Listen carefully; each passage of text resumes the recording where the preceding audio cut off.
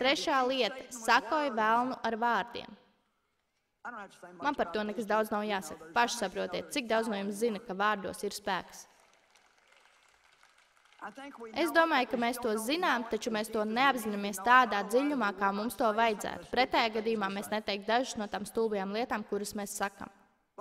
Bet pirms mēs tiekam līdz mūsu vārdiem, mums vispirms kaut kas jāsāk ar savām domām. Jo domas pārtop vārdos. Un tas viss pāraug darbībā. Tāpēc mums ir jāatjauno domāšana. Ja mēs jebkad kļūsim tādi, kādus Dievs grib mūs redzēt, un iegūsim to, ko Viņš grib, lai mēs iegūstam, tad mums būs jāiemācas domāt tā, kā domā Dievs. Mums visiem ir nepārtraukti vajadzīgi dievkalpojumi par muti un prātu, par muti un domāšanu.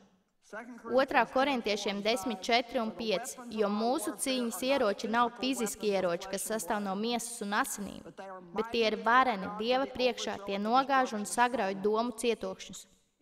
Ar tiem mēs apgāžam argumentus un teorijas spriedumus un katru augstprātīgi iedomīgu domu, kas paceļas pret patieso Dieva atziņu. Un ieklausieties šajā, un mēs, visi pasakiet mēs, sagūstam katru domu un nodomu, padarot to paklausīgu Jēzum Kristum.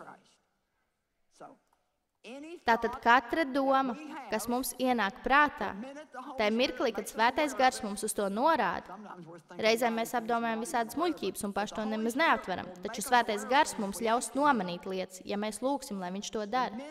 Tajā mirklī, kad Viņš mums uz to norāda, un ja tas nesakrīt ar Dievu vārdu, tad pārtrauc par to domāt.